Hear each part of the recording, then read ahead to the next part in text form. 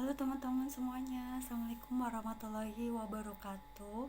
Hari ini aku mau bikin video. Hari ini adalah hari pertama aku membuat video ya. Rasanya, aduh gak bisa rasain. Baru pertama kali gimana teman-teman? Deg-degan. Langsung aja ya semuanya. Hai, kenalin, aku Ana, domisili aku dari Jakarta Pusat. Di sini aku mau sharing buat teman-teman, buat sesama penderita kista ya teman-teman ya. Aku mau cerita perjalanan awal aku kena kista endometriosis ya. Langsung aja ya biar kita mempersingkat waktu ya. Jadi awalnya itu aku nikah sama suami aku itu di tanggal 9 Desember 2017. Pada saat pertama menikah itu kita tuh enjoy aja gitu ya. Jadi masih belum pusing lah, masih belum memikirkan tentang anak gitu kan. Kita masih santai-santai aja seperti biasa. Terus lama kelamaan dengan berjalannya waktu, setelah pernikahan 6 bulan itu aku jadi berpikir, kok nggak hamil-hamil gitu ya, kenapa? Padahal ya maksudnya pada saat itu juga mungkin aku karena enjoy, maksudnya nggak terlalu memikirkan tentang momongan ya, jadi nggak kayak minum vitamin apa apa gitu, aku nggak. Akhirnya pas udah 6 bulan ya udah aku sama suami mutusin buat ya udah kita promil aja.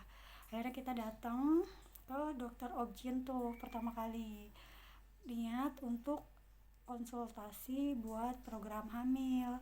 Ternyata pas datang kita biasa ya memilih rekomendasi, sebelumnya juga nanya-nanya dulu dokter yang bagus tuh yang mana. Akhirnya aku udah mutusin tuh nama salah satu dokter, kebetulan dokternya itu laki-laki, katanya bagus. Akhirnya datang, itu dapat nomor urut terakhir, konsultasi. Memang dokternya rame, banyak banget pasiennya. Pada saat diperiksa sama dokternya itu, diperiksa di USG ya, USG transvaginal gitu ya teman-teman, dari vagina gitu kan. Pas diperiksa ternyata aku ada kistanya. Dan di situ aku tuh benar-benar ngerasa gimana ya, ya Allah sedih banget, ada kistanya gitu kan, nanti aku bisa punya anak apa enggak. Aku benar-benar nangis, aku benar-benar nangis banget di situ tuh, nggak bisa nahan air mata banget, aku sampai nangis. Terus yang bikin aku kecewanya sama dokternya ya, mohon maaf ya teman-teman, kita kan ke dokter Objin itu kan lumayan ya mahal ya, terus pakai dana pribadi, sedangkan dokternya tuh kayak yang gak responsif gitu, biasa aja.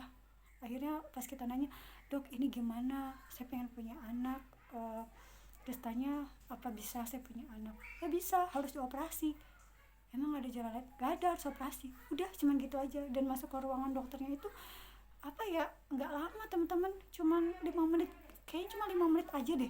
Soalnya waktu itu aku emang dapat urutan terakhir, dan kayak yang mungkin dokternya udah capek atau gimana ya, atau mungkin menurut bidang kesehatan masalah seperti itu tuh udah biasa. Tapi kita bagi yang awam, apalagi saya sendiri yang ini loh pertama kali kena penyakit ini gitu, penyakit reproduksi wanita, maksudnya kan tentang tentang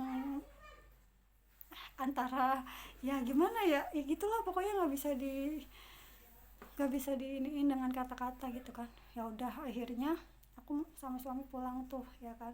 Di situ aku benar-benar drop banget, di situ aku benar-benar nangis, bener aduh gimana rasanya. Pantesan emang selama ini tuh aku suka ngerasa kayak yang sakit perut, suka ngerasa nyeri. Sebelum aku nikah pun aku pernah sebenarnya ngerasain sakit perut sampai nyeri banget ya, sampai nggak bisa ngapa-ngapain tuh. Pernah ke dokter penyakit dalam, terus dikasih obat, sembuh. Pada saat itu dipikir biasa aja, kata dokternya bilangnya gini, udah nggak apa-apa, santai aja, nanti kalau misalkan udah nikah juga bakalan sembuh kok gitu. Pikirnya ya udah nggak apa-apa gitu kan. Memang ngerasa sering sakit-sakit kayak nyeri, kayak ditusuk-tusuk jarum, dipikir itu hanya mah biasa, ternyata memang ada kistanya. Dan kistanya itu pada saat itu berapa ya, besarnya kalau nggak salah cuma 3, dan itu sebelah kanan apa sebelah kiri ya aku lupa, pokoknya jumlahnya cuma 3 cm aja, nggak begitu besar ya kan. Terus udah tuh habis dari situ, mana ya, masih ada nggak teman-teman, bentar.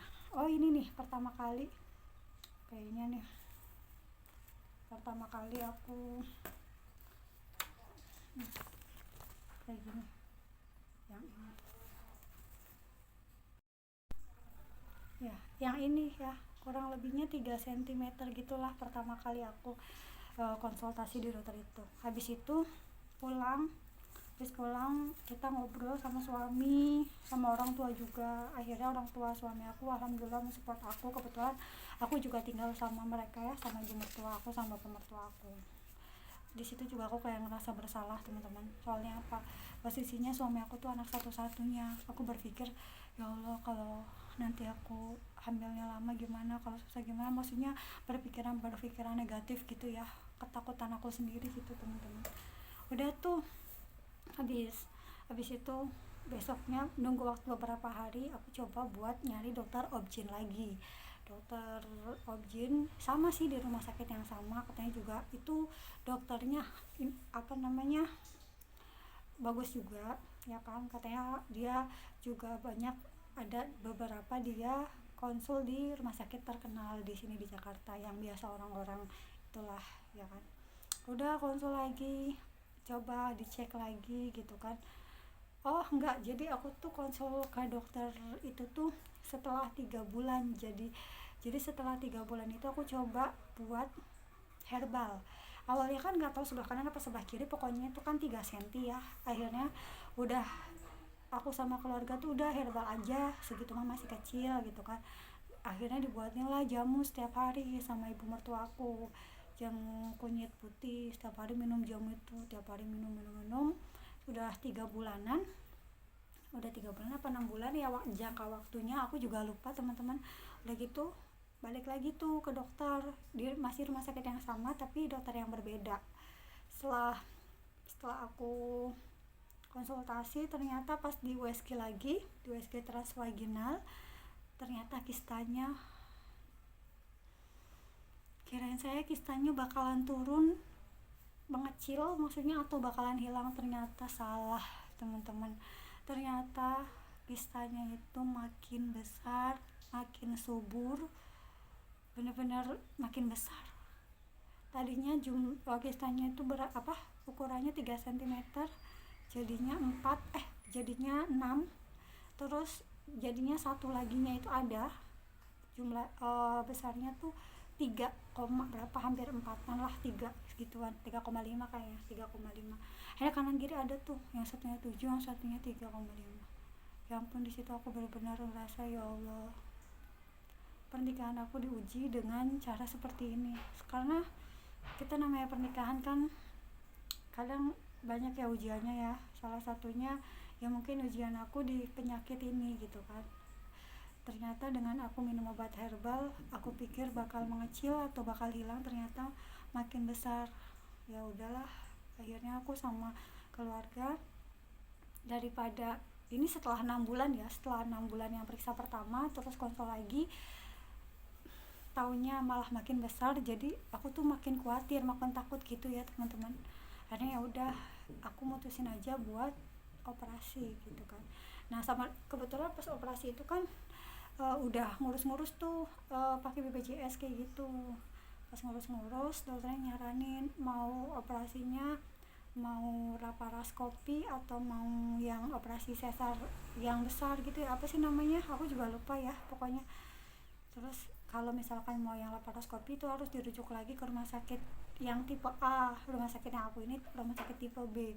Terus aku bilang, aduh ribet banget di sana, lebih banyak pasiennya apa segala macam. Pokoknya pada saat itu tuh aku udah nyaman sama rumah sakit itu. Sebenarnya rumah sakitnya juga enak ya, pelayanannya nggak judes apa segala macam, pokoknya mempermudah lah untuk pasien lah. Akhirnya aku lebih memutuskan untuk konsultasi atau sesar ya di rumah sakit itu. Sesar besar, operasi besar, jadi kayak operasi melahirkan gitu, bukan yang laparoskopi yang beberapa titik gitu, bukan. Akhirnya di tanggal berapa, bulan Januari, awal bulan, tanggal 5 kalau nggak salah, tanggal 5 Januarian, di situ aku operasi. Berarti jangka waktunya setelah menikah 6 bulan, terus baru program hamil, terus 9 bulan ya, terus baru operasi sesar gitu. Jadi ceritanya kista aku baru ketahuan kista endometriosis. Jadi seperti itu teman-teman kisahnya.